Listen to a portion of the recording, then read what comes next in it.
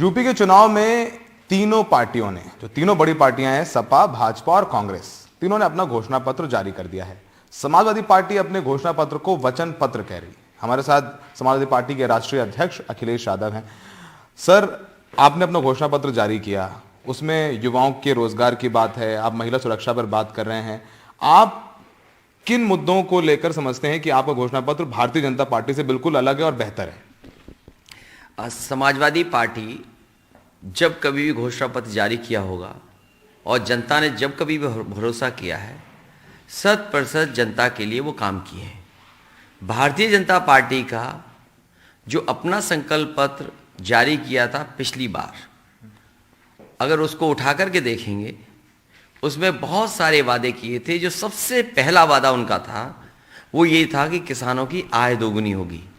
तो जो लोग अपना संकल्प पत्र को भुला दिए हों, संकल्प पत्र को पूरा न किया हो और वो फिर एक संकल्प पत्र ला रहे हैं, वो उनका झूठा पत्र है, गलत पत्र है।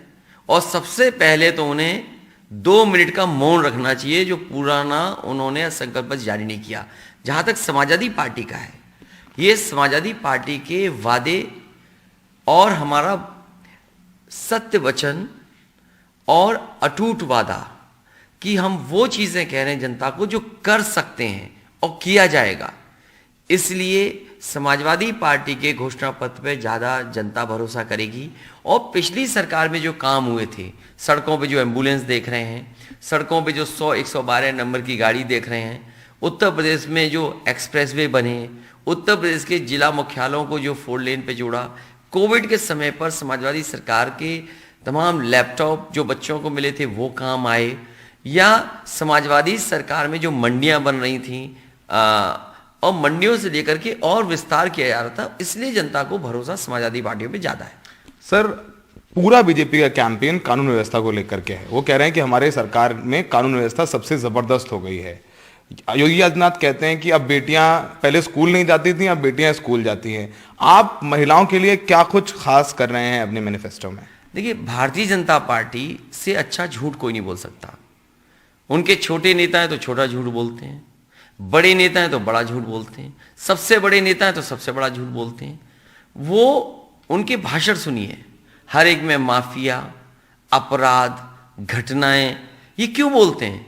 क्योंकि जब शीशा देखते होंगे सवेरे मुख्यमंत्री जी, तो वो खुद देखते हैं अपने आप को और वो सोचते होंगे कि हमारे पे कितने मुकदमे थे जो हमने खुद वापस ले लिए। क्योंकि जब उठ करके शीशे में अपना खुद शक्ल देखते हैं तो उन्हें अपने सब मुकदमे याद आ जाते होंगे।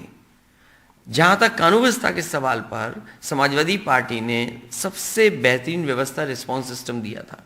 सर, मैनिफेस्टो पे एक और सवाल है। आप रोजगार इस चुनाव में लगता है बहुत बड़ा मुद्दा है, चाहे वो टीईटी का पेपर लीक हो जाना हो या एसएससी जीडी के बाद हमने देखा भी आरआरबी एनटीपीसी में छात्रों को लाठियां बरसाई गई।